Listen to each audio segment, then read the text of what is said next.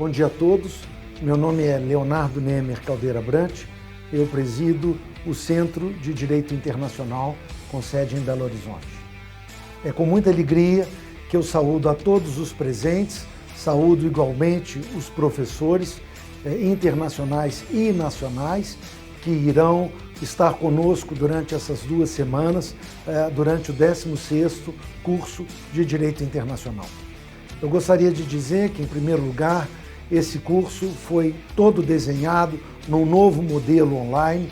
Nós já estamos aí no 16º curso desse gênero. Ele foi totalmente adaptado às novas circunstâncias, o que, de certa forma, permitiu também uma extensão do número de participantes, de professores internacionais e nacionais participantes. Temos este ano 19 grandes nomes do direito internacional que estarão presentes conosco durante essas 2 semanas. Num primeiro momento, portanto, eu gostaria de agradecer a todos os professores que colaboraram conosco, que estarão conosco nesse período, com palestras muito interessantes sobre temas dos mais variados do direito internacional. A todos eles, o meu muito obrigado. Em segundo lugar, saúdo e agradeço também aos alunos, aos estudantes que estão participando neste período de julho, conosco durante essas 2 semanas. O nosso também muito obrigado. Esse é um curso que envolve uma grande equipe do Centro de Direito Internacional, a qual eu tenho o imenso orgulho de colaborar e de presidir. Ele é um curso que pretende trazer para o Brasil e para a nossa América Latina o mesmo modelo de cursos que, de forma quase centenária, já é uma tradição nos países europeus e nas principais universidades do mundo. Portanto, para nós uma grande satisfação que tenhamos ele já há mais de uma década no Brasil. O curso de inverno de Direito Internacional, com toda a sua abrangência e extensão, não seria possível de ser realizado igualmente se não fosse a relevante parceria e a confiança e o apoio da Fundação Konrad Adenauer no Brasil. A ela estendo um caloroso agradecimento e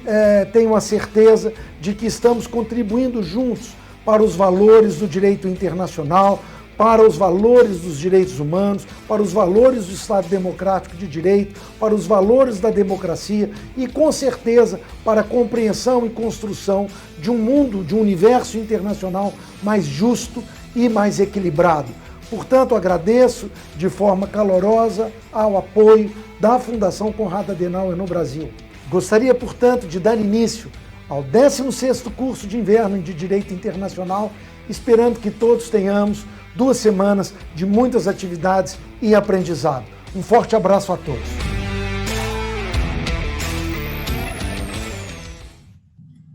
Bom dia aos participantes do 16º curso de inverno de Direito Internacional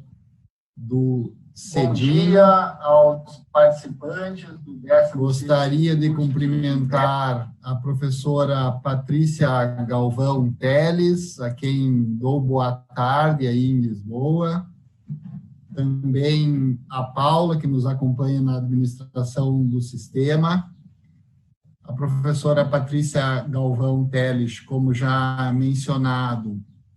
é professora da Universidade Autônoma de Lisboa e membro da Comissão de Direito Internacional das Nações Unidas. Nos dá muita honra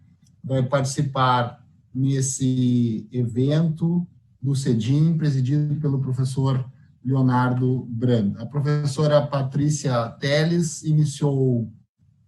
o seu curso na semana passada aqui com o título As Nações Unidas no seu 75º aniversário e o seu contributo para o desenvolvimento do direito internacional. Como bem recordam os nossos alunos, dividiu a sua apresentação numa primeira parte, em introdução e história, e uma segunda parte, que é o dia de hoje, sobre o contributo da Organização das Nações Unidas para o direito internacional. Eu devo lhe dizer, professora Patrícia, que acompanhei, após o final da sua exposição na semana passada, da quarta-feira passada, as manifestações no YouTube, e a sua palestra foi muito elogiada, tanto quanto a forma, quanto essa divisão que a senhora propôs, a atenção na fala, com as perguntas também, pela clareza, de forma que quero lhe transmitir, no começo dessa sessão, esses efusivos cumprimentos que eu pude lá recolher. Também algumas perguntas que haviam ficado da semana passada de fora do tempo eram justamente porque se enquadravam na sua fala de hoje. Assim, então, Bárbara, Igor, Flávia e Rodrigo são alguns, Júlia, que a senhora respondeu, são alguns dos nossos alunos que manifestaram lá perguntas sobre o papel da comissão, sobre a sua composição, a senhora já referiu, 34 membros, e sobre o seu papel, bem como as perspectivas de legislação para o futuro nesse trabalho. A palavra está com a senhora, então. Muito obrigada, professor Augusto Jäger Júnior. Mais uma vez, bom dia no Brasil, boa tarde aqui em Portugal. Estou muito contente de estar convosco hoje de novo, por uma última vez, e fico muito satisfeita por saber, através do professor Augusto, porque eu não tenho acesso às vossas perguntas diretamente, aos comentários, mas fico muito satisfeita e muito agradecida pelos comentários recebidos. E espero que hoje possamos continuar esta conversa sobre o tema que escolhi e também dialogar através das vossas questões, e vou tentar fazer o possível por, mais uma vez, deixar os 30 minutos ou talvez até um pouco mais para as vossas questões, porque sei que ficaram algumas por responder de quarta-feira passada, e espero que hoje surjam novas questões, e uma vez que é a última oportunidade de estarmos juntos, para que não fiquem perguntas por responder. Como disse o professor Augusto Jäger, eu dividi, como vos expliquei na quarta-feira, a apresentação sobre esta temática dos 75 anos das Nações Unidas e o seu contributo para o desenvolvimento do direito internacional em duas partes. Uma primeira parte mais de natureza introdutória, histórica e de enunciação, elencação dos principais contributos e dos principais órgãos dentro da Organização das Nações Unidas que têm contribuído para o desenvolvimento do direito internacional, e hoje então, como falado, iríamos ver em mais pormenor os contributos específicos dos órgãos principais envolvidos, ou seja, a Assembleia Geral, o Conselho de Segurança e a Corte Internacional de Justiça, e depois, em particular, os contributos mais específicos da própria Comissão do Direito Internacional, na qual eu atualmente tenho a honra de pertencer, e da qual fazem também parte vários dos outros professores que têm tido ou que terão ao longo da sessão deste curso,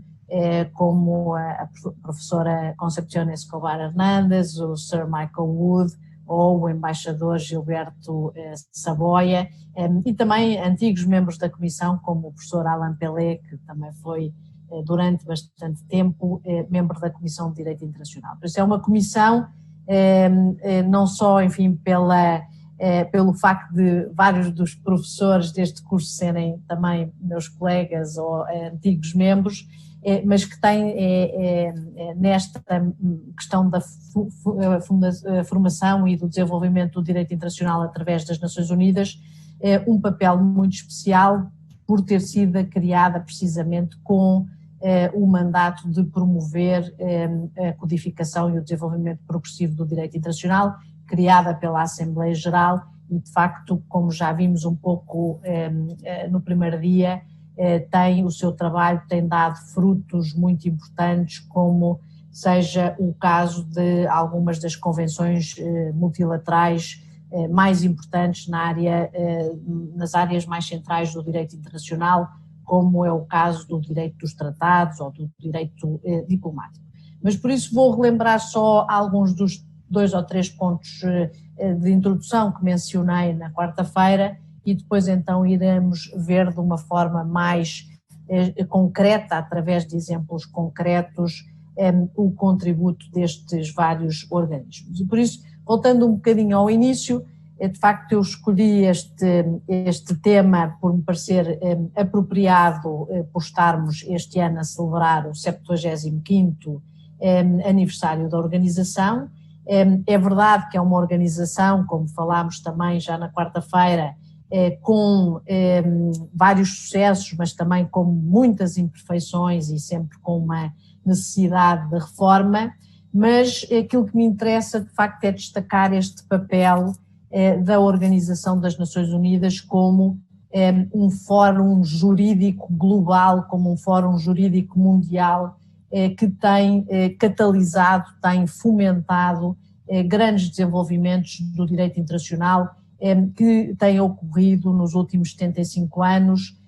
ou sob o chapéu das Nações Unidas ou numa relação direta com esta organização.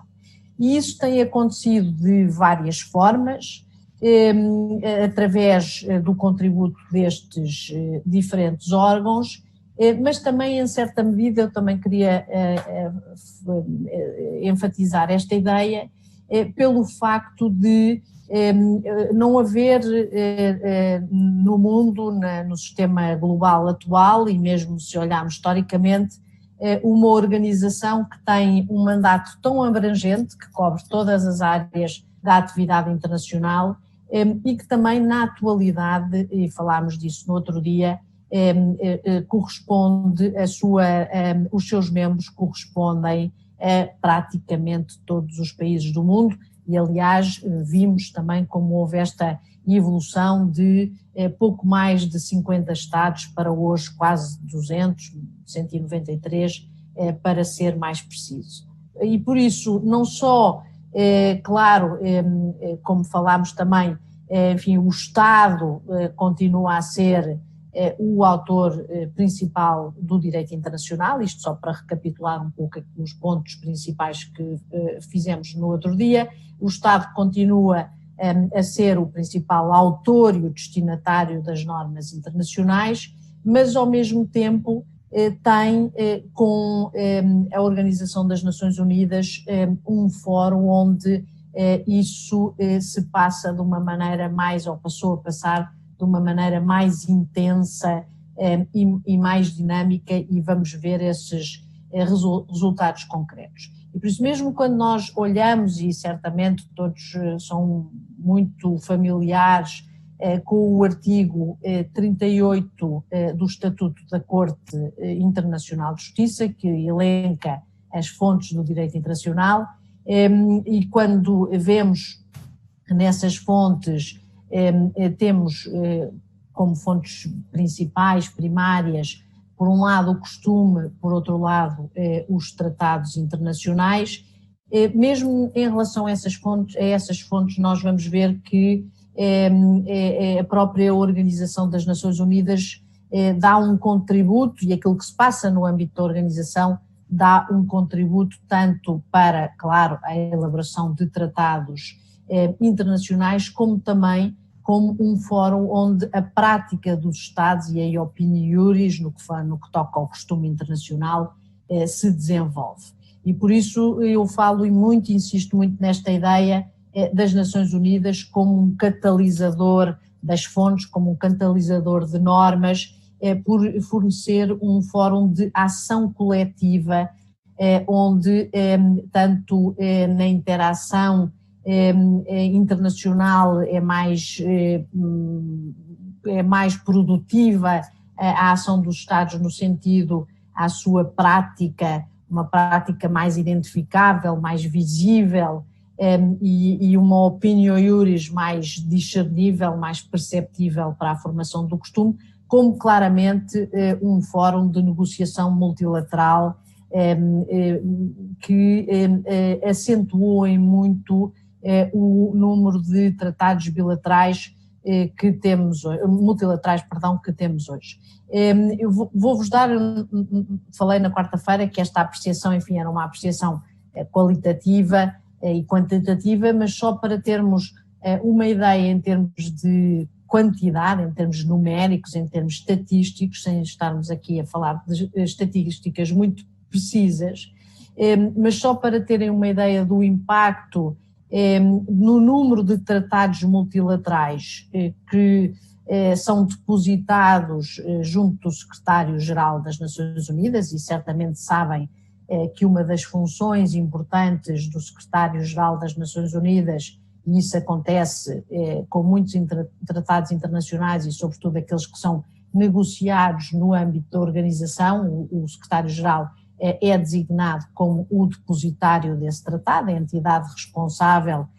por, enfim, manter o texto, certificar cópias autenticadas e centralizar todas as informações relativas à vida do tratado, incluindo a questão das reservas ou das objeções às reservas, mas só para vos dar uma ideia, no final dos anos 70 estavam depositados junto do secretário-geral cerca de 80 tratados multilaterais e hoje em dia, estamos a falar nos últimos 40 anos, e hoje em dia há praticamente 600 tratados multilaterais depositados junto do secretário-geral, tratados que foram essencialmente negociados no âmbito ou em relação com a atividade das Nações Unidas. E por isso também, quantitativamente, em termos estatísticos, esse impacto é bastante grande. E vemos também, falámos aqui no outro dia, que a atuação das Nações Unidas em áreas tão variadas e a evolução do direito internacional tem sido vista também nessas variedíssimas áreas, desde, como mencionámos, o desenvolvimento de princípios fundamentais do direito internacional, que estão constantes na Carta, desde a questão da igualdade soberana, ou proibição do uso da força, ou o princípio da autodeterminação, mas também em variedíssimas outras áreas, que hoje são áreas centrais, absolutamente fundamentais do direito internacional, desde aquelas mais clássicas, como o direito dos tratados, ou o direito diplomático e consular, o direito do mar, mas também como áreas mais novas, e, por exemplo, o caso do direito do ambiente, ou o direito das alterações climáticas, a criação do Estatuto do Tribunal Penal Internacional, as convenções em matéria de terrorismo. De facto, vemos que praticamente em todas as áreas da atividade internacional, hoje em dia temos grandes tratados multilaterais que foram todos negociados em sede ou nas próprias Nações Unidas ou através de uma conferência diplomática convocada, por exemplo, por uma resolução da Assembleia Geral. E também, ao mesmo tempo, é muito interessante notar que mesmo quando, por razões às vezes, porque as matérias ainda estão cedo no seu desenvolvimento, são emergentes, ou porque pode haver dificuldades políticas que podem, enfim, não ser propícias para a negociação de um tratado multilateral em certo momento, é importante também notar que não só as Nações Unidas funcionam como um fórum jurídico global de produção de instrumentos normativos, não é, de instrumentos vinculativos de direito, seja na sua vertente costumeira, seja na sua vertente de convenções internacionais, mas é também um fórum de produção da chamada soft law, não é, de documentos políticos que não têm um valor jurídico próprio, mas que, mesmo independentemente disso, tem uma certa apetência para organizar condutas, para promover condutas, e que são instrumentos quase normativos e que são utilizados para, muitas vezes, numa primeira linha, num primeiro momento, responder aos desafios mais prementes, aos desafios atuais e que se vão desenvolvendo, e certamente esse foi o caso do desenvolvimento inicial na área do direito do ambiente, não é? Que foi desenvolvido antes de ser transformado em tratados multilaterais, em declarações adotadas no âmbito de conferências de cimeiras mundiais, incluindo a muito conhecida Cimeira do Rio de 1992, mas também, como já falámos no outro dia, através de uma agenda, como é, por exemplo, a agenda dos Objetivos do Milénio, ou a agenda do Desenvolvimento Sustentável 2030, e mais recentemente a adoção de dois compactos globais, por exemplo, na matéria das migrações e dos refugiados, que são instrumentos sem ser juridicamente vinculativos, são instrumentos de soft law, negociados no âmbito da Assembleia Geral das Nações Unidas primeiro e depois adotados em conferências intergovernamentais, mas sem ser sob a forma de tratados, mas que respondem a desafios atuais e importantes com os quais se confrontam a comunidade internacional e que podem ainda não estar maduros suficientes para se transformarem num tratado internacional, ou pode o momento também não ser politicamente oportuno para isso. E, por exemplo, se pensarmos na atual pandemia do Covid-19, a Assembleia Geral adotou também já algumas resoluções nesta matéria, e é bem provável que num futuro próximo, e julgo que há negociações nesse sentido,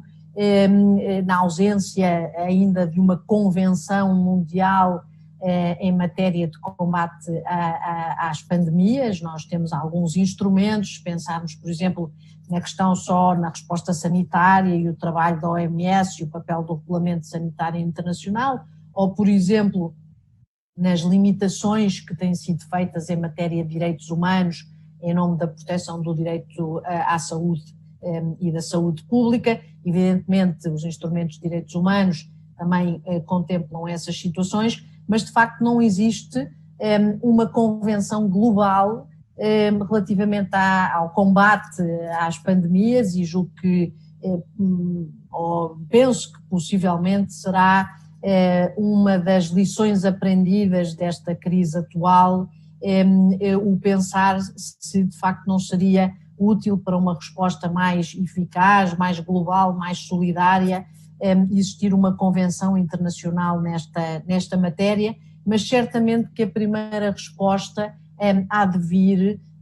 penso eu, sob a forma de soft law, de uma resolução das Nações Unidas, estabelecendo princípios fundamentais em matéria de combate à pandemia, em termos de cooperação, em termos de, por exemplo, a questão do acesso a tratamentos e vacinas, a necessidade do respeito pelos direitos humanos, e julgo que neste momento, para além de ter havido já duas resoluções, haverá uma resolução mais ambiciosa da Assembleia Geral nesta matéria. E por isso, muito claramente, até de uma forma às vezes nuanceada, progressiva, nós vemos que, mesmo antes de a comunidade internacional estar pronta para assumir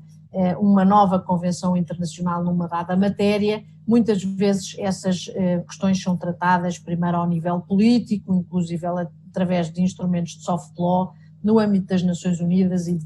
designadamente da sua Assembleia Geral. E por isso começo por, de facto, destacar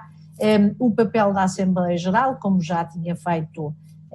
na passada quarta-feira, que sem ser, porque é muito difícil transpor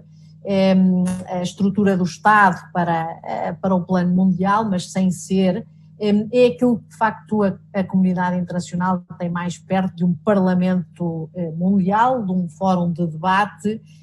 embora evidentemente com o caveat, com a limitação muito importante de facto, por força da própria Carta das Nações Unidas, as resoluções que a Assembleia Geral adopta não são vinculativas, não é? Isso é um ponto assente, juridicamente essas resoluções não são vinculativas, mas por outro lado, de facto, é um fórum onde participam todos os Estados e participam de uma forma igualitária, todos podem dar o seu contributo e trazer os seus problemas e trazer o seu ponto de vista, e por outro lado, a própria Assembleia Geral tem no seu mandato, referi no outro dia já o artigo 13º da Carta, que refere que uma das competências da própria Assembleia Geral é a promoção do desenvolvimento progressivo e da codificação do direito internacional. E por isso há aqui uma relação muito forte do papel da Assembleia Geral, não só, enfim, como um fórum de debate, como um fórum de negociação, e muitas vezes nós vemos, e vou dar-vos alguns exemplos de casos em convenções internacionais que foram negociadas diretamente no âmbito da Assembleia Geral, ou convenções internacionais que foram negociadas no âmbito de uma conferência diplomática convocada pela própria Assembleia Geral das Nações Unidas, mas também vemos esta outra dimensão, mesmo pensando que as resoluções da Assembleia Geral não são elas mesmo vinculativas, não são, mas podem, por um lado, como já mencionei, ser um primeiro passo depois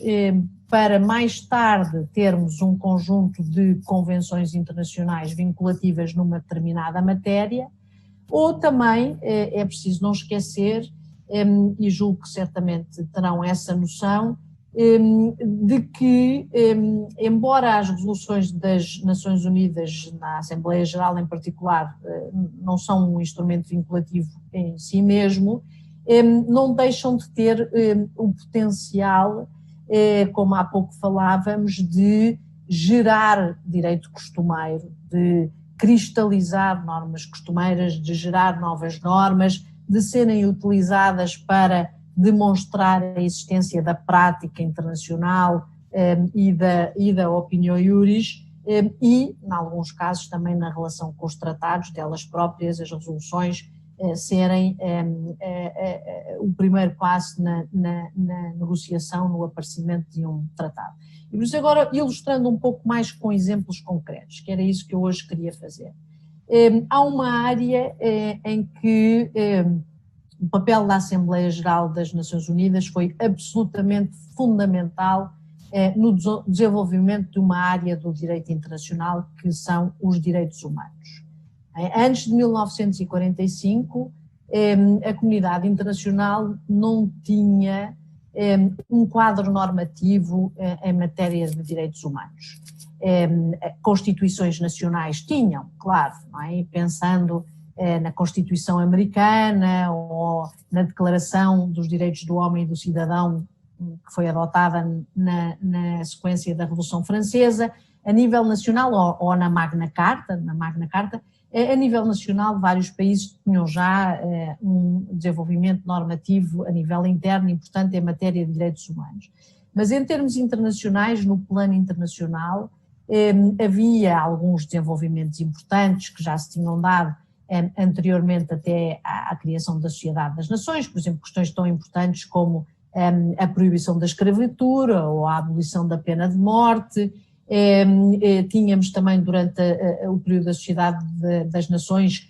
alguns desenvolvimentos importantes em matéria da proteção do trabalho. Nessa altura a Organização Internacional do Trabalho é contemporânea da Sociedade das Nações, e no trabalho da Sociedade das Nações também o desenvolvimento do normativo, do início do normativo em matéria, de, por exemplo, de proteção de minorias ou da proteção dos refugiados. Mas aquilo que nós conhecemos hoje, às vezes é preciso pensar um bocadinho e voltar um bocadinho na história, aquilo que nós conhecemos hoje como o regime internacional dos direitos humanos, que ao mesmo tempo depois deu origem aos regimes de proteção a nível regional, tanto na Europa como em África, como na América Latina, com o Sistema Interamericano de Proteção dos Direitos Humanos. Isso aconteceu em grande medida porque logo nos primeiros anos da sua existência, a Assembleia Geral das Nações Unidas adotou como um dos seus primeiros instrumentos uma resolução que é a resolução mais conhecida, mas é uma resolução da Assembleia Geral das Nações Unidas, a Declaração Universal dos Direitos Humanos, que é de 1948, logo nos primeiros anos de atuação da organização, porque a Carta das Nações Unidas fala em direitos humanos, mas fala de uma maneira muito tímida. Se hoje em dia qualquer um de vós, estou certa, pensa ou liga, e falámos na quarta-feira dos 3 pilares do trabalho da organização, paz e segurança, direitos humanos e desenvolvimento, mas se nós lermos a Carta das Nações Unidas, a Carta tem muito poucas menções de direitos humanos e, sobretudo, não identifica um direito humano ou quais são os direitos humanos a ser protegidos. E por isso foi de extrema importância que logo em 1948 a própria Assembleia Geral tivesse adotado a Declaração Universal com um elenco, um menu, um conjunto dos direitos humanos aceitos universalmente na altura, mas julgo que eles se mantêm de grande atualidade. A Declaração Universal tem de facto ainda hoje, passados 70 anos, uma grande atualidade. E depois dessa resolução ser adotada, e por isso é uma resolução, enfim, da Assembleia Geral, depois dessa resolução ter sido adotada em 1948, assistiu-se à adoção de um conjunto de tratados internacionais que hoje constituem o núcleo da proteção internacional dos direitos humanos, os 2 pactos, o Pacto dos Direitos Civis e Políticos e o Pacto dos Direitos Económicos, Sociais e Culturais, e depois um conjunto de convenções mais específicas, desde a Convenção da Proibição da Tortura, da eliminação da discriminação racial, da eliminação da discriminação contra as mulheres, a Convenção sobre os Direitos da Criança, dos direitos das pessoas com deficiência, dos migrantes,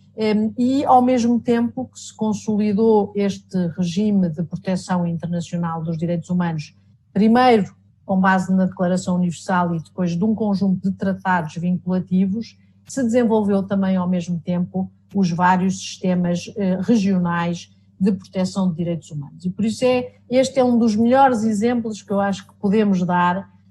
do contributo fundamental da Organização das Nações Unidas em diferentes modalidades, primeiro através de uma adoção de uma resolução da Assembleia Geral, depois de um conjunto de tratados internacionais que foram negociados no âmbito da Assembleia Geral e também de uma forma mais indireta o impacto a nível regional do desenvolvimento dos sistemas regionais de proteção de direitos humanos. E este é, enfim, um dos exemplos, talvez um dos mais fortes, mas não é certamente o único. Se nós pensarmos também, por exemplo, nas questões de paz e segurança, não é? Nas questões de paz e segurança, que é outro dos pilares fundamentais da organização. A Carta das Nações Unidas contém já no seu artigo 2º um princípio fundamental de proibição do uso da força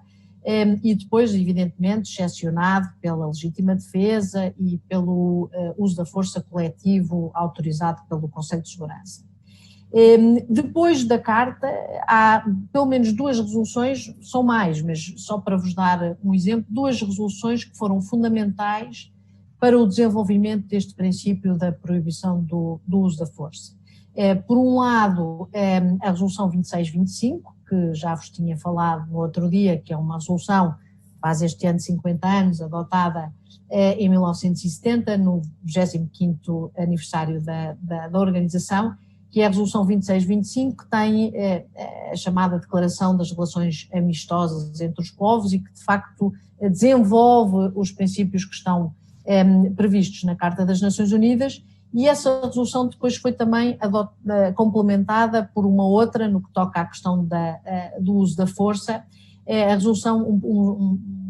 poucos anos mais tarde, em 1974, a Resolução 3314 sobre a agressão, sobre o conceito da agressão, que é uma resolução que ajuda a compreender aquilo que são atos proibidos em matéria de uso da força, e que depois foi também muito importante para ajudar a definir, agora muitos anos mais tarde, o crime de agressão no Estatuto da Corte Penal Internacional. E por isso vemos que também em matéria da paz e segurança internacional, através das resoluções da Assembleia Geral, nós temos aqui um contributo muito direto também para o desenvolvimento do regime jurídico do uso da força, as suas proibições e os seus limites. Mas vemos também em variadíssimas outras áreas. Eu posso, enfim, falar-vos sobre muitas áreas, vou só concentrar-me em algumas que me parecem mais centrais, e que é claro a ligação e o contributo às Nações Unidas. E em termos de Assembleia Geral, também temos um regime que hoje vigora em matéria do direito do mar, e que é certamente uma área que, tanto no Brasil como em Portugal, é uma área muito importante, porque somos nações atlânticas, nações viradas para o mar, e o mar tem certamente, o mar e os oceanos têm certamente um impacto muito importante e um valor muito importante nas nossas relações externas, mas na área do direito do mar, não só, inicialmente até as primeiras convenções sobre a definição do mar territorial, da plataforma continental, do alto mar, o regime do alto mar, foram até inicialmente preparadas pela Comissão de Direito Internacional, mas depois é no quadro da Assembleia Geral das Nações Unidas que é convocada a terceira Conferência Diplomática do Direito do Mar, que em 1982 resulta na adoção da Convenção das Nações Unidas sobre o Direito do Mar, que é também designada uma Constituição para os oceanos e que de facto é um instrumento fundamental na gestão dos vários espaços marítimos, na definição dos direitos e dos deveres dos Estados nesses diferentes espaços marítimos, e de facto uma convenção fundamental, largamente ratificada, e que é hoje uma área fundamental do direito internacional. A esse propósito,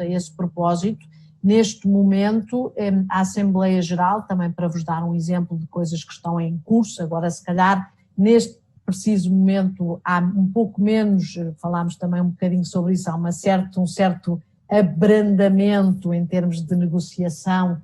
de novas convenções internacionais. Eu acho que a atmosfera política internacional atual prejudica um pouco o apetite que os Estados poderiam ter por negociação de novas convenções internacionais, mas neste momento, dos poucos desenvolvimentos em curso em que verificamos a negociação de uma nova convenção internacional, é precisamente na área do direito do mar, na área enfim, em que é a Assembleia Geral, é no quadro da Assembleia Geral que essa negociação se está a passar, e é de um instrumento que eu sei que também já estão a ter contacto. Agora confesso que no calendário, não sei se é esta semana, se é na próxima semana, mas a colega grande amiga chilena Maria Teresa Infante Cadi vos falará destas negociações em curso do novo instrumento jurídico para completar a Convenção de Direito do Mar para a proteção da biodiversidade nas áreas para além da jurisdição nacional. É um instrumento de grande importância para a preservação da biodiversidade no alto mar, nas zonas que estão fora da jurisdição nacional, e que neste momento é uma das principais convenções internacionais que está a ser negociada, e mais uma vez no âmbito da Assembleia Geral das Nações Unidas. E por isso é uma viagem, enfim, curta pelo tempo que temos, mas para vos dar, enfim, chamadas pinceladas, para terem uma ideia, para de facto verem. Eu sei que muitas vezes os estudantes têm uma noção de uma certa convenção, sabem que existe uma certa convenção, mas perceber que muitas delas têm de facto esta ligação às Nações Unidas ajuda de facto a perceber o impacto que a organização, enquanto um fórum, sem ser ela produtora direta de normas internacionais, não é? Não temos aqui uma competência de um órgão legislativo mundial, mas de uma forma mais direta ou indireta tem contribuído para o desenvolvimento do direito internacional. E estes são só alguns exemplos. Passando agora então para o Conselho de Segurança. Podemos ir um pouco mais rápido, porque como já vimos no outro dia, o Conselho de Segurança não tem uma vocação, ao contrário da Assembleia Geral, não tem uma vocação parlamentar, não tem uma vocação de poder ser um órgão potencialmente legislativo, ainda que indiretamente. Mas na verdade, pelo aquilo que eu também vos disse, o Conselho de Segurança tem algo que é muito específico e muito especial dentro da organização da Carta das Nações Unidas, que é, ao abrigo dos artigos 24 e 25 da Carta, mas também por força do artigo 103 da Carta das Nações Unidas, sobre a prevalência das obrigações assumidas em virtude do caráter de membro da organização sobre outras obrigações internacionais, aquilo que é o poder vinculativo do Conselho de Segurança acaba por fazer com que o Conselho de Segurança, embora não tenha este potencial de parlamento, tenha sido por vezes chamado a desempenhar funções quase legislativas. E vou dar alguns exemplos disso, não é? Nós sabemos que o Conselho de Segurança tem funções, sobretudo em matéria de paz e de segurança, e nessa matéria, ao abrigo do capítulo 7º, o Conselho de Segurança pode adotar sanções que muitas vezes são uma alternativa ou uma primeira atuação antes do uso da força autorizado pelo Conselho de Segurança. E, por exemplo, quando nós pensamos na questão do terrorismo, que foi um desafio novo e sobretudo no período pós-11 de setembro, o Conselho de Segurança utilizou estes seus poderes de adotar resoluções de caráter obrigatório para desenvolver todo um sistema em matéria de sanções e de contra-terrorismo que, em boa verdade, lendo essas resoluções, incluindo, por exemplo, a resolução 1773, que é uma das fundamentais e adotada logo a seguir ao 11 de setembro, quase como se fosse uma convenção global contra o terrorismo, que é um instrumento que não existe, existem apenas convenções parciais na questão do financiamento ou de certo tipo de ataques terroristas. Noutras áreas também onde há ameaças internacionais que é preciso combater, por exemplo, penso na questão das armas de destruição maciça, uma resolução como a resolução 1540 tem um caráter quase convencional. A formulação das obrigações para os Estados está numa resolução de um órgão de natureza executiva, mas tem uma natureza quase convencional. E o mesmo acontece em desenvolvimentos mais recentes. Eu não sei, talvez no Brasil não seja algo muito atual ou muito forte, mas é certamente na Europa, enfim, nos Estados Unidos e Canadá também, mas muito na Europa, este novo fenómeno dos combatentes terroristas estrangeiros, os chamados Foreign Terrorist Fighters, que são pessoas de nacionalidade europeia, enfim, portuguesa, inglesa, alemã, que se foram juntar ao Daesh na Síria, no Iraque, para, no fundo, acabar por combater contra os seus próprios países de origem. Estes Foreign Terrorist Fighters, os terroristas estrangeiros, a tradução para português não é assim tão boa como a expressão em inglês, têm sido objeto de um conjunto de resoluções do Conselho de Segurança, através das quais os Estados são mandatados para criminalizar no seu direito interno a atuação destas pessoas, não é? Das pessoas que saem de Portugal ou de qualquer país europeu e que vão juntar-se ao Daesh na Síria. Por isso não é através de uma convenção internacional, mas é através de uma resolução do Conselho de Segurança, que depois os Estados implementam na sua ordem jurídica interna de forma obrigatória, porque estas resoluções são adotadas ao abrigo do capítulo 7 e obrigatórias, e por isso têm esta natureza, como dizia, quase legislativa. E outro desenvolvimento também muito importante a registar, que me parece que dá força a este argumento que alguns utilizam, dizendo que o Conselho de Segurança é também quase um world legislator, um legislador mundial, foi os exemplos que julgo que mencionei no outro dia de criação de tribunais, de cortes penais internacionais, de tribunais penais internacionais ad hoc, como foi o caso do Tribunal para a Antiga Jugoslávia, do Tribunal para o Ruanda, que foram criados não como a Corte Penal Internacional, que foi criada em 98 pelo Estatuto de Roma, que é um tratado internacional, mas estes dois tribunais internacionais, Jugoslávia e Ruanda, foram criados por resoluções do Conselho de Segurança. E por isso, mais uma vez, o Conselho de Segurança aqui a encarar este seu poder de adotar resoluções obrigatórias ao ponto de criar novas instituições com capacidade de julgar os crimes cometidos, crimes de guerra, crimes de genocídio, crimes contra a humanidade, cometidos nestes dois conflitos em meados dos anos 90. E por isso são só, enfim, exemplos, mais uma vez, de contributo também de um órgão talvez menos evidente pela sua natureza executiva e pela sua função, pelo seu mandato de manutenção de paz e de segurança internacional, mas em que o Conselho de Segurança acaba também de uma forma muito importante por contribuir para o desenvolvimento do direito internacional. E depois, evidentemente, ainda não chegámos à Comissão de Direito Internacional, já lá vamos chegar, o melhor para o fim, claro, mas relativamente à Corte Internacional de Justiça, o seu trabalho nos últimos 75 anos também tem sido notável como um contributo para o desenvolvimento do direito internacional. Aliás, a Corte Internacional de Justiça, que é criada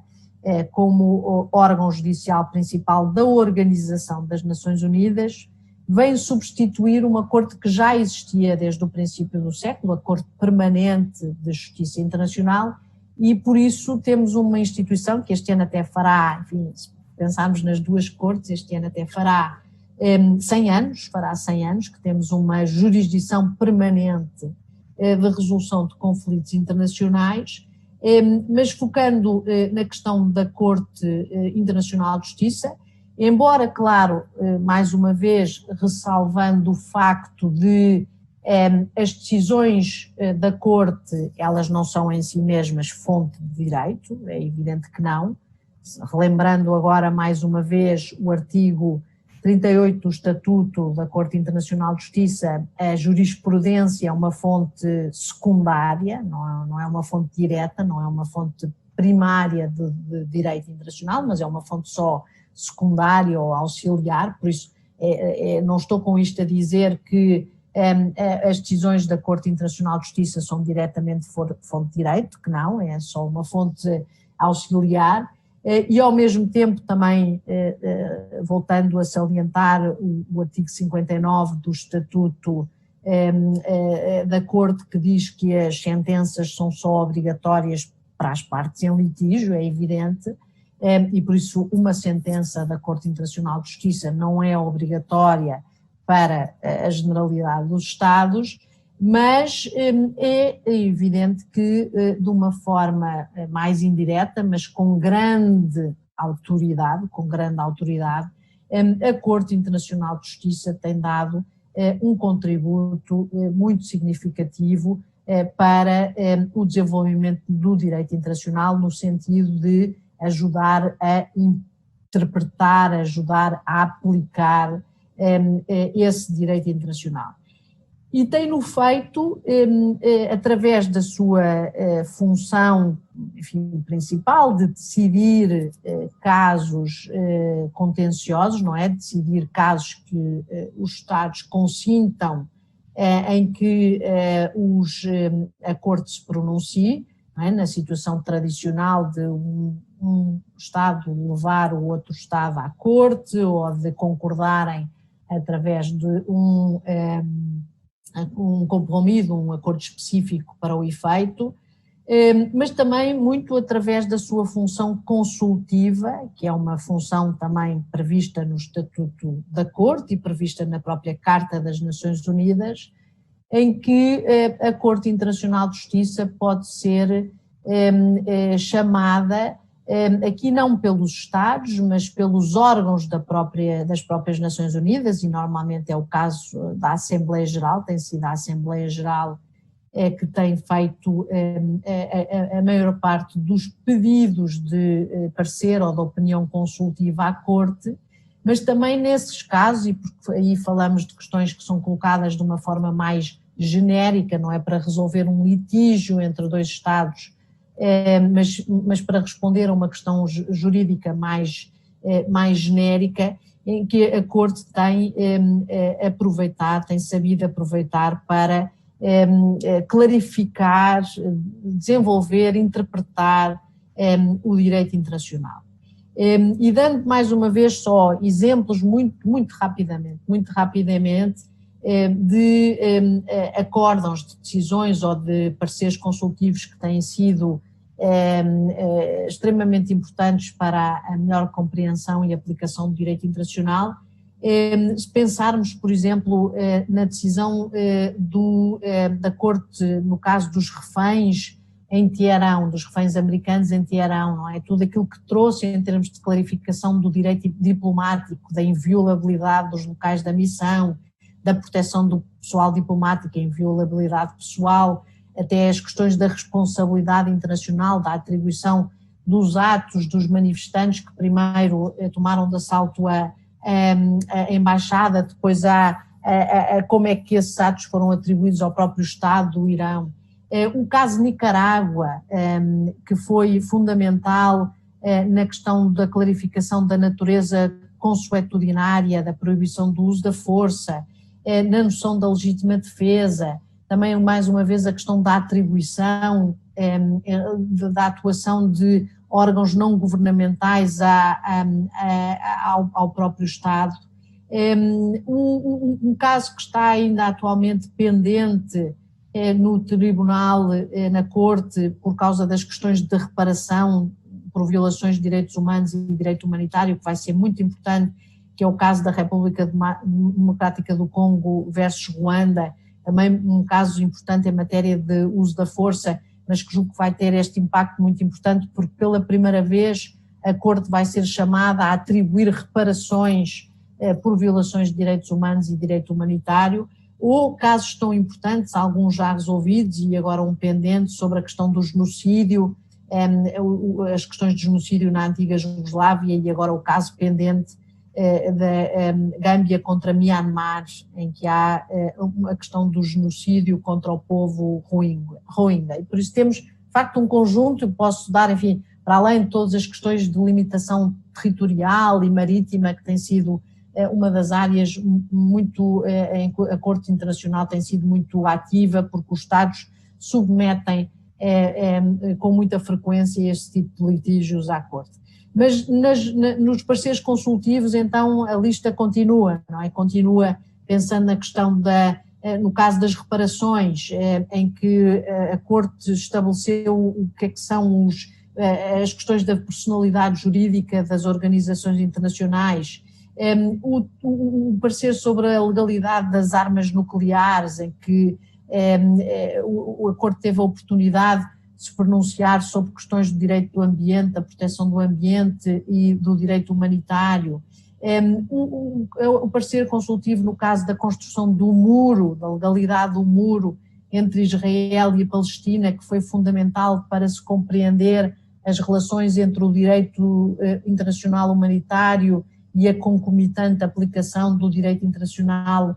dos direitos humanos e também as questões da responsabilidade internacional e as consequências da responsabilidade internacional, ou, por exemplo, mais recentemente, o último parecer consultivo da Corte, que é de fevereiro do ano passado, sobre a separação de Chagos das Maurícias, que foi também fundamental para concretizar o regime de autodeterminação, a natureza costumeira do direito internacional, do direito à autodeterminação. São só, enfim, exemplos muito rápidos para concretizar aquilo que nós falámos em termos dos contributos destes diferentes órgãos para o desenvolvimento do direito internacional. E então, assim, agora chegando à Comissão de Direito Internacional. A Comissão do Direito Internacional tem uma diferença em relação a estes órgãos que falámos anteriormente, porque não é um órgão que está previsto na Carta, não é um órgão que foi criado logo quando a organização foi criada, mas foi criado sim depois pela própria Assembleia Geral, que criou a Comissão de Direito Internacional com o mandato de codificar e desenvolver progressivamente o direito internacional, e é também, ao contrário dos outros órgãos, um órgão que é composto, um organismo que é composto por peritos independentes. Evidentemente, estes peritos são nomeados pelos Estados, mas são eleitos na Assembleia Geral das Nações Unidas e depois devem exercer as suas funções de forma independente, ou seja, sem receber instruções do seu governo. Por isso é muito diferente quando um delegado nacional participa numa negociação na Assembleia Geral, está claramente a representar o seu governo e a receber instruções do seu governo, e eu também já tive essa experiência enquanto delegada do Estado português na Assembleia Geral, na negociação de algumas convenções internacionais, mas o trabalho na Comissão é muito diferente porque nós, no fundo, estamos a fazer um trabalho de forma independente, a montante, de caráter preparatório, e que depois os governos, os Estados-membros das Nações Unidas irão pronunciar-se, irão decidir se querem ou não aproveitar o trabalho que nós fazemos e transformá-lo eventualmente numa convenção. E por isso nós temos de facto esta composição de 34 peritos independentes das várias regiões do mundo, a América Latina, a África, a Europa do Leste e a Ásia. A Comissão tem funcionado, fez 70 anos em 2018, não é? Por isso tem funcionado de uma forma ininterrupta nos últimos 70 anos e tem produzido, já disse isso no outro dia e repito, tem produzido um conjunto de propostas de articulado, nós chamamos de draft articles, não é? Projetos de artigos, que têm dado origem às grandes convenções de codificação que foram adotadas depois, posteriormente, pela Assembleia Geral, nas matérias mais fundamentais e mais centrais do direito internacional, como já disse, o direito consular e diplomático, as primeiras convenções sobre o direito do mar, as convenções sobre o direito dos tratados, 1969 sobre tratados concluídos entre Estados e 86 tratados entre Estados e organizações internacionais e entre organizações internacionais, as várias convenções em matéria de sucessão de Estados. Também às vezes é menos conhecido que foi a Comissão de Direito Internacional que fez o primeiro projeto do Estatuto para uma Corte Penal Internacional, que depois foi negociado no âmbito de uma conferência diplomática, mas foi a Comissão do Direito Internacional que fez o primeiro projeto desse Estatuto em 1994 e depois em 98 o Estatuto de Roma foi adotado. E, enfim, há algumas outras áreas em que certamente conhecem, certamente são-vos familiares, mas em que o trabalho da Convenção ainda não foi transformado numa Convenção Internacional, se calhar não chegará a ser, não sei, mas como é, por exemplo, o caso, certamente todos conhecem, dos artigos sobre a responsabilidade internacional dos Estados. É um projeto que foi feito inicialmente pela Comissão de Direito Internacional, aliás, o projeto que levou mais tempo na vida da Comissão de Direito Internacional, levou mais de 50 anos a ser elaborado e que foi finalizado em 2001 e desde esse momento se encontra na agenda da Assembleia Geral, com vista à possível convocação de uma conferência diplomática para transformar os artigos que a Comissão preparou numa Convenção Internacional sobre a Responsabilidade dos Estados. Mas, independentemente disso, e certamente sabem, é um projeto que é considerado como sendo representativo do direito costumeiro nesta matéria, em grande medida, que os próprios tribunais internacionais, eu há pouco dei exemplo da Corte, em alguns casos em que, de facto, aplicou ou o projeto de artigos ou então, pelo menos, os seus princípios fundamentais, e que os Estados consideram, de facto, como sendo representativo, em grande medida, do costume. A Comissão tem feito, enfim, também nos últimos anos, e agora só pegando em alguns últimos desenvolvimentos, que ainda não estão vertidos em convenções internacionais, mas podem vir a estar, uma convenção sobre um projeto de artigos sobre proteção de pessoas em caso de desastres, que infelizmente é uma matéria, sobretudo em certas zonas do planeta, tem havido desastres naturais ou desastres causados por razões humanas, mas que implicam, enfim, necessidade de intervenção e necessidade de alojamento temporário de pessoas, reconstrução dos países, etc., pensando em tsunamis, furacões, ou outro tipo de desastre, ou, enfim, uma explosão de uma central nuclear, como aconteceu em Fukushima ainda há poucos anos. A Comissão preparou também o último projeto que nós terminámos enquanto Convenção Internacional no ano passado, um projeto de convenção sobre crimes contra a humanidade, que é dos crimes internacionais, o único que não tinha uma convenção própria, porque há uma convenção sobre o genocídio, as convenções de Genebra têm a questão dos crimes de guerra e não existia uma convenção sobre crimes contra a humanidade, e a Comissão fez esse projeto e está neste momento nas mãos da Assembleia Geral para tomar uma decisão sobre se avança ou não sobre esta matéria. Claro que a Comissão tem também tido um trabalho importante noutras matérias em que a vocação do trabalho não é a transformação numa convenção, mas sim a adoção de conclusões ou diretrizes sobre matérias que podem facilitar as relações entre os Estados. E por exemplo, de certeza que, enfim, o Sr. Michael Wood vos falou no trabalho que a Comissão fez sobre a identificação do costume internacional, não é? Que é um projeto de conclusões que ajuda os Estados, os tribunais, para além dos académicos, evidentemente, a determinar como é que se deve identificar o costume internacional. O trabalho que estamos a fazer agora atualmente e que a professora Concepción Escobar vos terá falado sobre a questão das imunidades de jurisdição penal face a jurisdições estrangeiras e, por exemplo, temos também um trabalho muito interessante em matéria de jus cogens, que é algo que estava já na Convenção de Viena sobre Direitos Tratados, as normas imperativas de direito internacional, e que a Comissão está também a trabalhar em termos de conclusões, no fundo para ajudar a identificar e a determinar aquilo que são as normas de jus cogens e o seu regime. Isto são alguns dos temas que estão atualmente na agenda, para além daquele que eu sei que o embaixador Gilberto Saboia, grande amigo, vos falou, e tenho muito prazer que ele tenha falado nisso, até porque eu pessoalmente estou envolvida no desenvolvimento desse tema na Comissão, que é a questão da subida do nível do mar, do sea level rise, a subida do nível do mar e os seus impactos no direito internacional em matéria de direito do mar, proteção das pessoas afetadas e também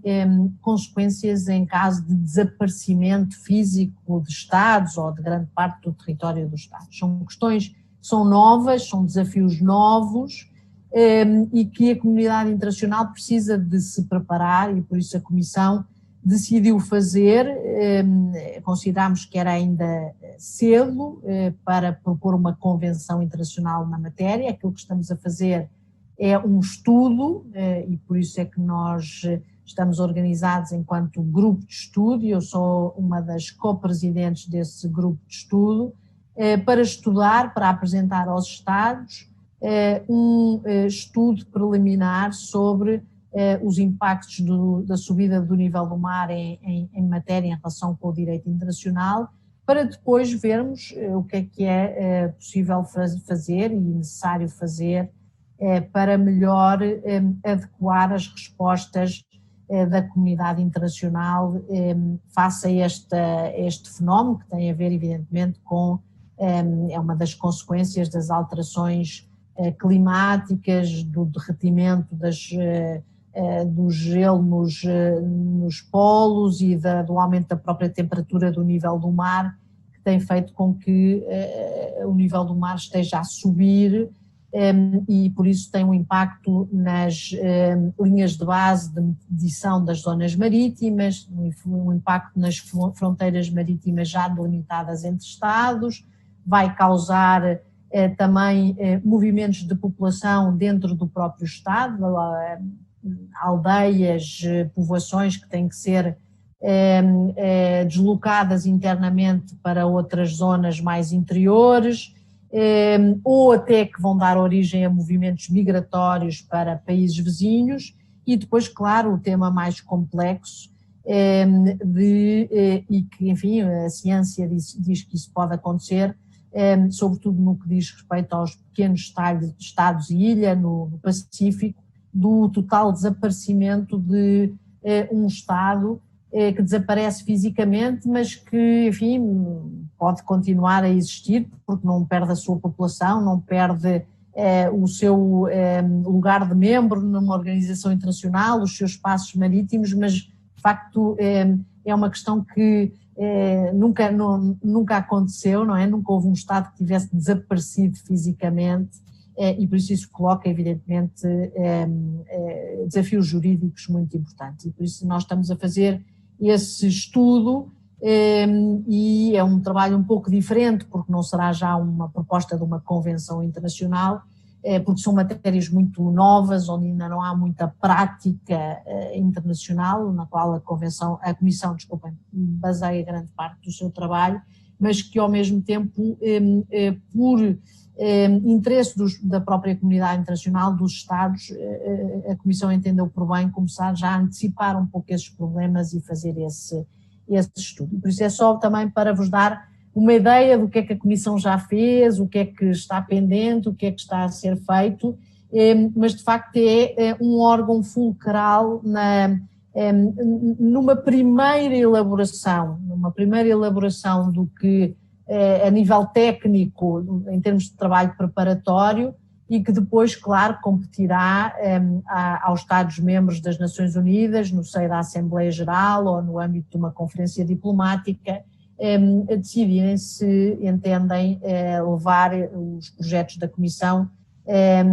um passo à frente e transformá-los, por exemplo, numa convenção internacional, como já aconteceu em muitos casos. E por isso terminaria aqui a minha exposição e fico à espera das vossas questões, observações, às quais responderei com todo o gosto. Muito obrigada. Professora Patrícia, mais uma vez, muito obrigado pela sua excelente palestra, calma, compreensível, enquadrada, didática, que certamente ensejará muitos elogios, mais uma vez, lá pelo chat do YouTube. Eu antecipo desculpas aos nossos alunos por reunir em grupos outra vez as perguntas, porque certamente não teremos como responder a todas, né? Um inicial detalhe, então, professora, que chama a atenção nas perguntas é o trabalho da comissão, né, como a senhora vinha falando. E a contribuição da comissão para a defesa dos direitos humanos no seguinte sentido. O nome dele não A comissão enfrenta essa situação de novas tecnologias e, decorrente das novas tecnologias, as fake news e os impactos nos direitos humanos. Então, uma pergunta recorrente, desde a semana passada, quando o Flávio já tinha feito, é como a comissão vê o surgimento de novas tecnologias e a consequente disseminação de fake news e os ataques aos direitos humanos. Essa é uma primeira linha de perguntas que claramente se vê aqui pelo chat. Uma segunda linha de perguntas é, como a senhora também despertou muito dos nossos alunos esse interesse pela comissão, uma segunda linha de perguntas é como é no dia a dia o trabalho lá, como se poderá no futuro alguém muito interessado trabalhar lá, e na questão dos estudantes de direito que nos acompanham, como é possível, se a senhora puder nos dizer, como é possível estagiar, fazer passantias, fazer visitas no momento da sessão da comissão, imagino que no seu ritmo normal, né? Não em época de pandemia. Bem, deixo esses 2 blocos de perguntas no primeiro momento, então. Obrigado. Muito bem. Muito obrigada. Perguntas muito, muito interessantes. A primeira pergunta sobre a questão das novas tecnologias, fake news e os ataques aos direitos humanos é um tema extremamente atual, extremamente importante. E é interessante, eu já explicarei um bocadinho melhor, mas na comissão, uma das coisas que, agora também já pensando um bocadinho na segunda pergunta, uma das coisas que a comissão organiza é um seminário, enquanto nós estamos em reunião, no qual podem participar estudantes, jovens académicos, jovens diplomatas de todo o mundo. Já vou explicar isso um bocadinho melhor, porque vejo que há interesse. E eu, nesse seminário, costumo ter contacto com os participantes e faço um workshop sobre novos temas para a comissão, do ponto de vista dos mais jovens, não é? Dos mais jovens, o que é que achariam que a comissão, porque é um tema muito importante, sobretudo neste momento em que o grande trabalho de codificação, não é, dos temas mais clássicos está feito, não é? A questão dos tratados, a questão da sucessão de Estados, das fontes de direito, da responsabilidade internacional, não é? A Comissão já fez esse trabalho. Costuma-se dizer que a época dourada da Comissão e da codificação, não é, está feita nos anos 60, 70, e agora, de facto, nós devíamos olhar mais para novos desafios, para novos temas, e o tema da subida do nível do mar é certamente um deles, mas eu faço com os jovens participantes no seminário, sempre tenho feito nestes 3 anos em que fui membro, faço um workshop durante as 3 semanas de novos temas para a Comissão, em que eles simulam, estão no papel como se fossem um membro da Comissão e têm que preparar um papel, nós chamamos um syllabus, um paper, para apresentar um tema e justificar a apresentação desse tema. E este tema das novas tecnologias e das fake news já foi sugerido por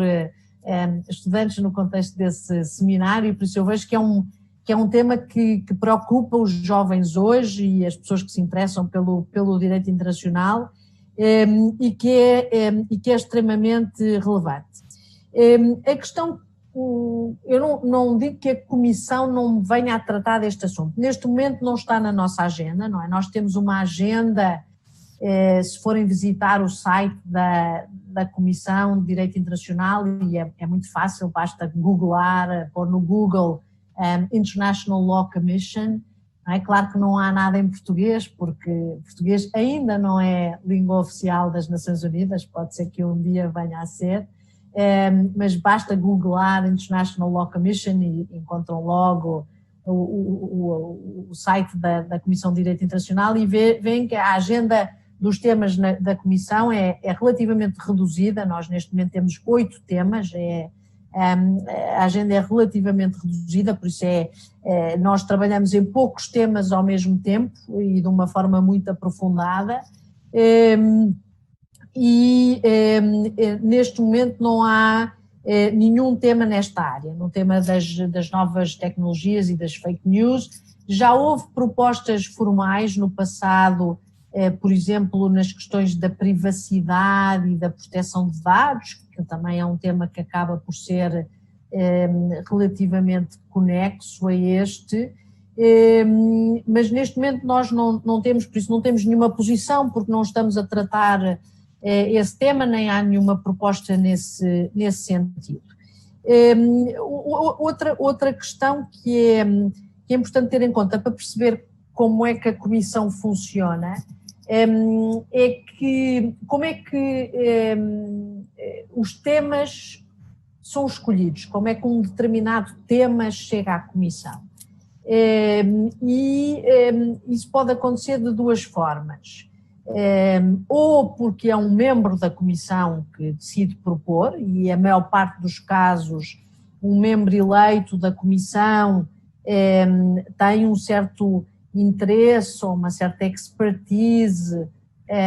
num tema e decide propor esse tema e é primeiro discutido, e essas discussões são à porta fechada e por isso não se encontram, os relatórios anuais não refletem essas questões, só quando o tema é efetivamente escolhido, é efetivamente aceito. Por isso, para o tema chegar à agenda da Comissão teria que ser ou por proposta de um membro, ou então por uma proposta da própria Assembleia Geral ou de um Estado. E já aconteceu, não é muito frequente, mas já aconteceu. Por exemplo, eu há pouco mencionei-vos que o Estatuto da Corte Penal Internacional, o primeiro draft, foi feito pela Comissão do Direito Internacional e foi a Assembleia Geral que pediu à Comissão que fizesse isso, por isso pode acontecer. Ou pode haver um pedido de um Estado ou de um grupo de Estados e, por exemplo, este tema da subida do nível do mar, nós tivemos vários Estados na Assembleia Geral nas suas intervenções a solicitar que a Comissão tratasse desse tema e depois até uma proposta escrita formal por parte da Micronésia, não é? Um Estado pequeno do Pacífico e na linha da frente destes problemas que também nos solicitou. E por isso, para o tema chegar à Comissão e para nós podermos ter alguma abordagem, alguma posição sobre o tema, tem que estar na nossa agenda e a maneira de chegar é através dessas duas vias. E por isso, neste momento, eu não posso dar uma resposta, mas foi útil para me permitir explicar como é que a Comissão trabalha em termos de escolha de novos temas.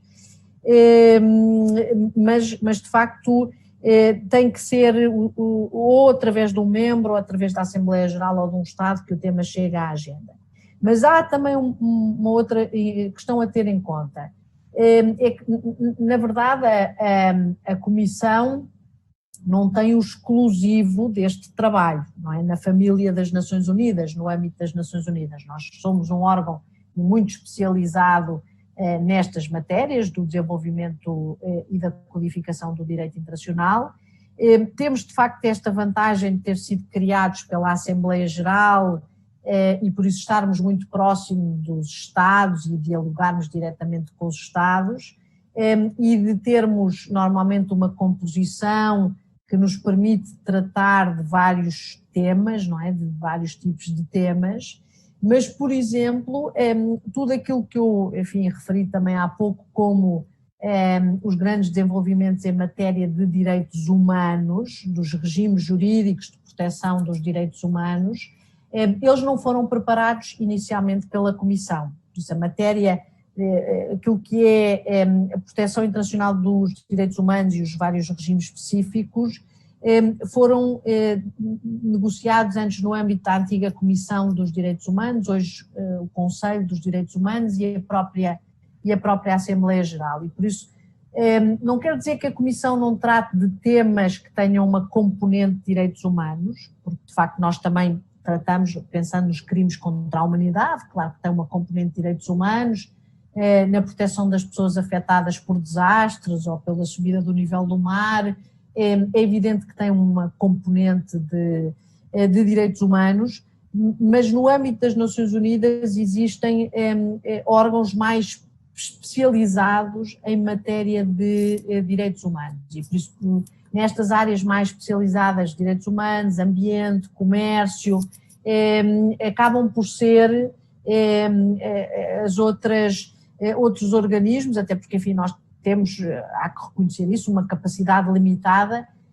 Somos 34 peritos, reunimos durante entre 10 a 12 semanas por ano, não é um órgão que funciona a tempo inteiro, funciona em part-time, de certa forma. Nós fazemos muito trabalho preparatório entre reuniões, mas o tempo efetivo que temos de reuniões é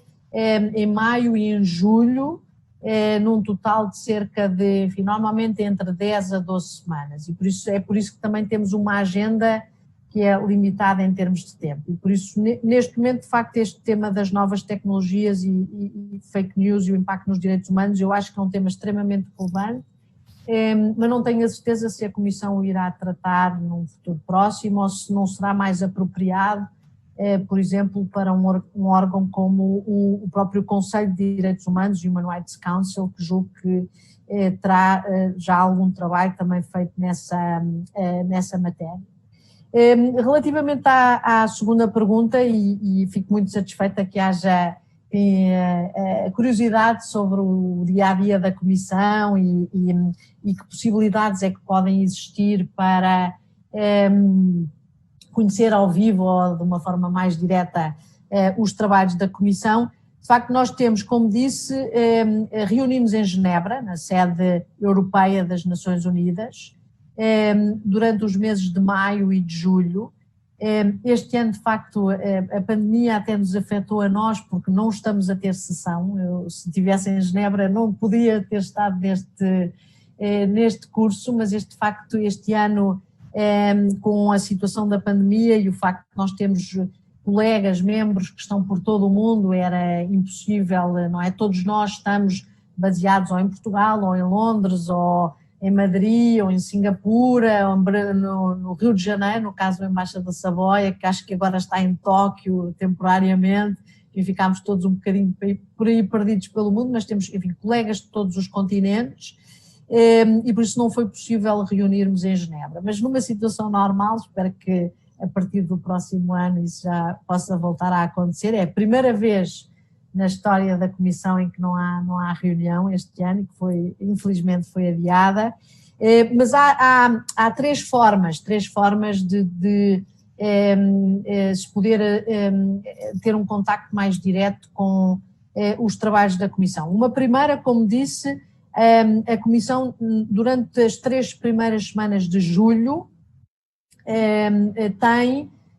um seminário que está aberto à participação de jovens académicos, jovens diplomatas que podem concorrer, chama-se International Law Seminar, e é um grupo de 20 a 30 participantes, quase sempre tem alguém do Brasil. Eu própria fui participante há muitos anos, eu tinha um excelente colega brasileiro, também professor de Direito Internacional e de Relações Internacionais, o professor Gilberto Rodrigues,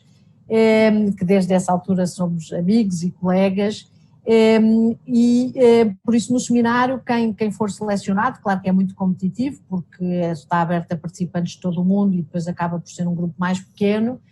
mas quem for selecionado passa 3 semanas em que assiste às reuniões da Comissão, durante as tardes tem palestras e debates com membros da Comissão e tem também a oportunidade depois de conhecer as outras instituições das Nações Unidas, sediadas em Genebra, e ter também palestras nas várias universidades e institutos em Genebra. Por isso o International Law Seminar é uma boa opção. Depois, nós todos os anos, todos os membros têm por hábito ter um grupo de assistentes.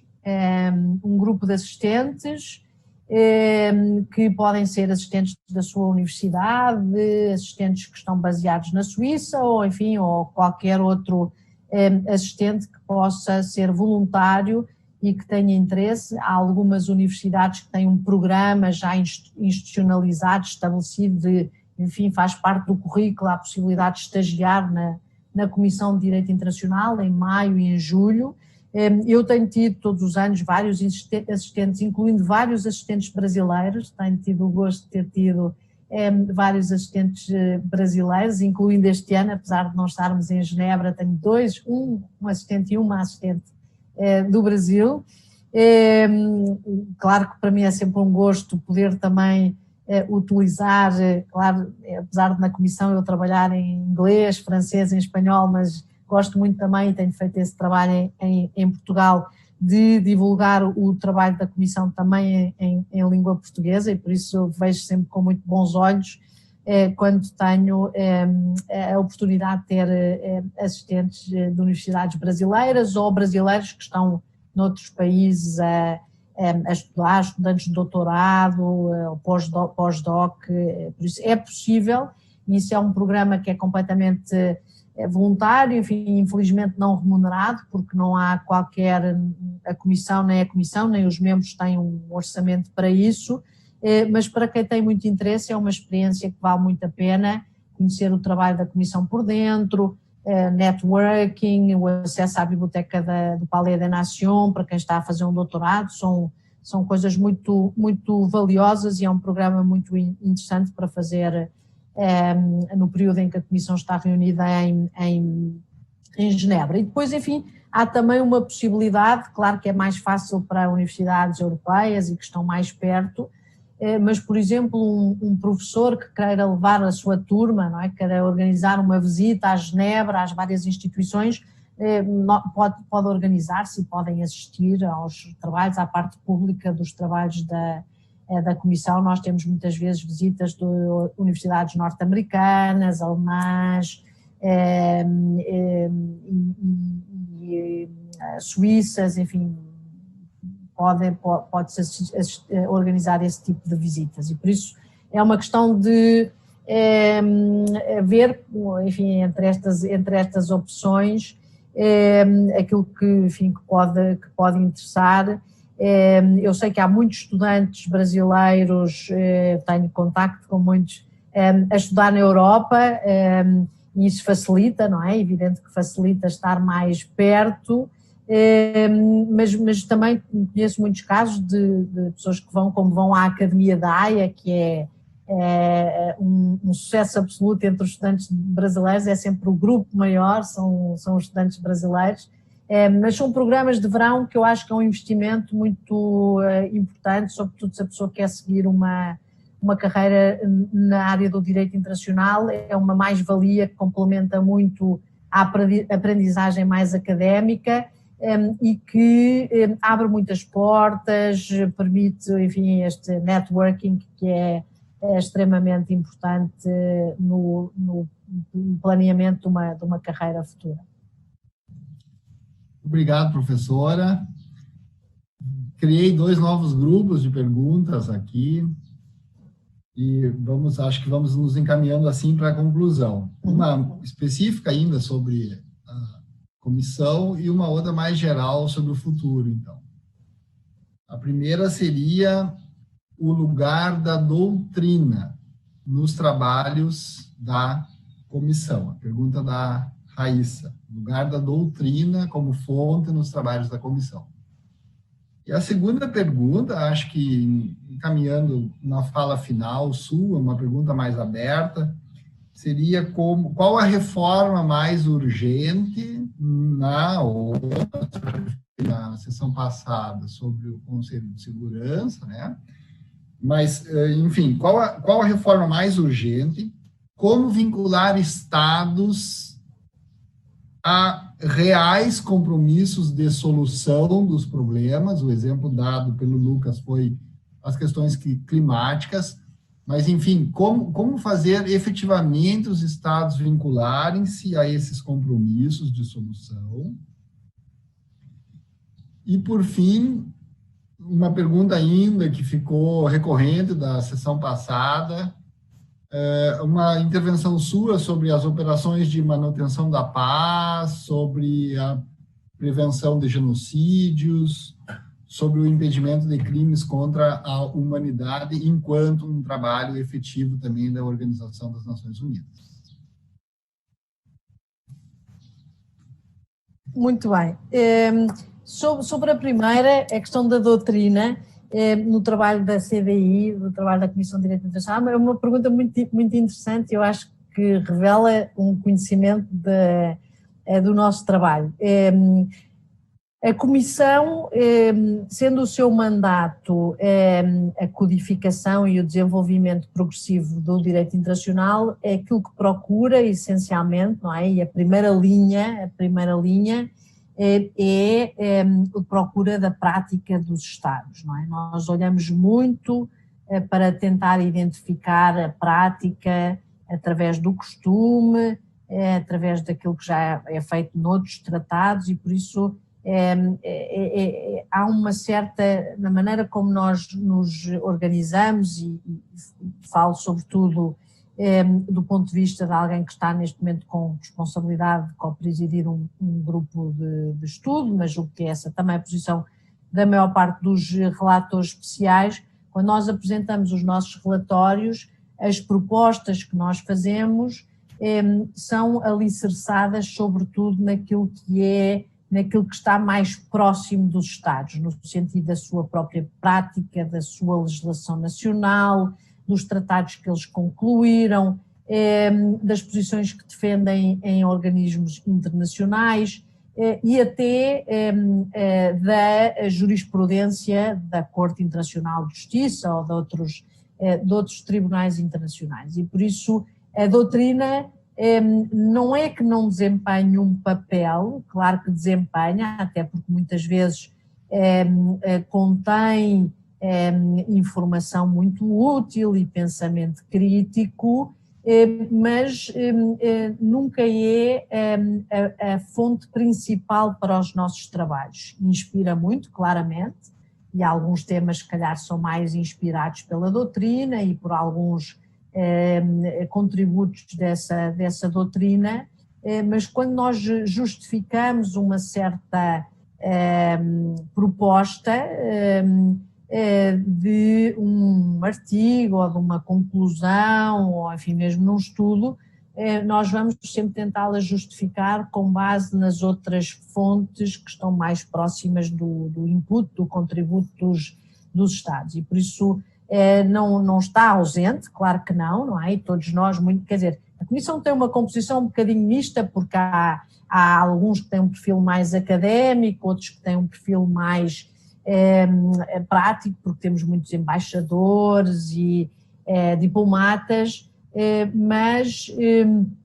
também há muitas pessoas com um perfil assim híbrido, como é o meu caso, de trabalho com o Ministério dos Negócios Estrangeiros, mas ao mesmo tempo a academia, mas em geral, enfim, todos os colegas acompanham os desenvolvimentos doutrinários, académicos na Comissão, mas não é a fonte principal, porque de facto o nosso mandato não é apresentar soluções teóricas, doutrinárias, académicas, mas é apresentar soluções que sejam o mais próximo possível daquilo que é a realidade internacional. Isso, claro, sim, tem um papel, mas é um papel que acaba por ser, como nas próprias fontes do direito internacional, nível secundário, auxiliar, e não como um papel principal. E devo dizer que mesmo aí, na jurisprudência, se eu tiver, numa proposta de uma determinada solução, se eu tiver um caso da Corte Internacional de Justiça para citar, eu prefiro citar esse caso em primeiro lugar antes de citar uma obra de um autor, mas provavelmente também citarei a obra do autor, mas é sempre dado mais peso àquilo que enfim, de natureza mais próxima dos Estados e não meramente académica ou teórica. Mas, enfim, a doutrina também é muito diferente. Há estudos de doutrina, estudos académicos que estão muito ligados à prática internacional, e há outros que são mais teóricos, mais reflexivos, e por isso também é muito diferente. Sobre a questão das questões ligadas à paz e à prevenção do genocídio e crimes contra a humanidade, de facto a Comissão, esta área talvez seja menos conhecido, quer dizer, em matéria de paz e de segurança a Comissão não tem de facto trabalhado,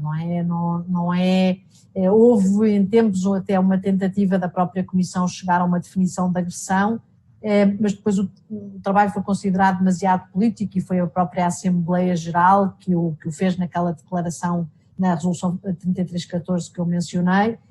e por isso a Comissão não tem entrado nas matérias de paz e segurança, porque de facto elas são muito políticas e há alguma hesitação por parte da Comissão enquanto um órgão mais técnico e mais jurídico de entrar nessas questões. Aliás, há muita, neste exercício que eu faço, que vos disse, do workshop sobre novos temas, muitas vezes os alunos falam, propõem, acham que a Comissão devia trabalhar a questão da legítima defesa, agora a questão da legítima defesa contra atores não estaduais, que é um tema também de grande atualidade, e nunca houve, enfim, da parte da Comissão muita abertura a isso, por ver o seu mandato como algo mais técnico e mais jurídico, mas as questões da paz e segurança serem de facto mais políticas e mais do domínio do Conselho de Segurança e em certa medida também da Assembleia Geral. Mas o que é verdade e talvez menos conhecido é que de facto a Comissão tem dado um contributo muito importante também para a área do direito penal internacional. Já vos falei na questão do Estatuto de Roma, que foi inicialmente preparado pela Comissão, isso às vezes não é conhecido, os princípios de Nuremberg, não é? Que foi a própria Comissão que, um dos primeiros trabalhos da Comissão, tentar codificar aquilo que tinham sido os princípios desenvolvidos pelos tribunais de Nuremberg e de Tóquio, e este trabalho mais recente de elaboração de uma convenção sobre os crimes contra a humanidade, também como um contributo importante para o tal exercício do princípio do auto-deder auto-judicar e da prevenção dos crimes contra a humanidade que existe também em relação ao genocídio. Mas por isso é mais nesse aspecto de pegar dentro das questões da paz e da segurança, nestas questões mais pontuais e mais ligadas com o direito penal internacional e com os crimes internacionais que a Comissão tem trabalhado. E últimas palavras então relativamente ao futuro, à pergunta sobre o futuro, que é sempre uma pergunta muito difícil de responder. Já falámos aqui um pouco sobre aquilo que são os sucessos, mas os falhanços da organização, sobre a necessidade de reforma e evidentemente a maior necessidade de reforma que eu vejo, e falámos nisso no outro dia, é relativamente à questão do Conselho de Segurança, à composição do Conselho de Segurança, onde eu espero que o Brasil um dia possa estar como membro permanente, mas tem muito a ver com uma outra questão cuja resposta não é jurídica, porque eu acho que de facto o que neste momento falta à organização, e talvez não seja tanto à organização, mas mais aos seus Estados-membros, é a vontade política. E por isso a minha resposta à pergunta do que é mais urgente neste momento para o futuro e para resolver questões como as alterações climáticas ou combate à pandemia do Covid-19, de facto por parte dos Estados, e há muitos Estados que têm essa vontade política, os pequenos Estados, os Estados médios, estão comprometidos com o multilateralismo. O que eu acho que neste momento falta é por parte dos grandes líderes mundiais, daqueles países que foram determinantes e são determinantes numa aplicação eficaz do multilateralismo, falta essa vontade política e essa visão política de que os problemas globais, como é o caso das alterações climáticas, como é o caso da paz e da segurança, como é o caso do combate à pandemia, precisam de facto de soluções multilaterais, não cada Estado por si, e temos todos a ganhar com isso. E por isso é um apelo que deixo também, se calhar, aos participantes, aos jovens participantes, os líderes do futuro, que de facto, mesmo com todos os insucessos, continuem a acreditar na Organização das Nações Unidas, que reflitam nesta história que se calhar às vezes não aparece como tão visível, deste contributo imenso naquilo que nós conhecemos hoje como o direito internacional, que foi dado pela organização, e que a organização continue a existir e que possa ser mais ativa e, sobretudo, que os líderes mundiais tenham uma vontade política de apoiar soluções multilaterais, e certamente isso é a reforma mais urgente, ou é aquilo que é mais urgente no mundo dos nossos dias. E julgo que com isto podemos terminar. Tenho pena, gostaria muito de continuar a conversar convosco, mas foi de facto um grande prazer poder ter passado um momento na quarta-feira passada e hoje. Julgo que este curso será um grande sucesso pelo número de participantes, pelo alto nível também de todos os colegas que lecionaram e pela excelente organização, e volto a agradecer o convite e a congratular sobretudo o professor Leonardo e o professor Wagner Menezes e a Paula e toda a equipa do CEDIN por um curso que foi organizado de uma forma excelente, e grande sucesso também para a vida profissional e pessoal de todos os participantes. Muito obrigada. Muito obrigado, Patrícia. Para mim também, como moderador, foi uma grande experiência ter participado desse curso, que eu já conhecia de outras oportunidades, e também conviver nesses dias com colegas e com os alunos pelo chat, que foi intenso, eu diria. Quando lhe ouvimos sobre as Nações Unidas no seu 75º aniversário, comemorado agora em julho, com o aniversário da assinatura da Carta de São Francisco, e o seu contributo para o desenvolvimento do direito internacional. Muito obrigado, um bom final de tarde em Lisboa e sucesso na sua atividade acadêmica e profissional. E muito obrigada também, professor Augusto, por ter moderado de forma tão eficiente este nosso debate, e agradeço muito também o seu contributo.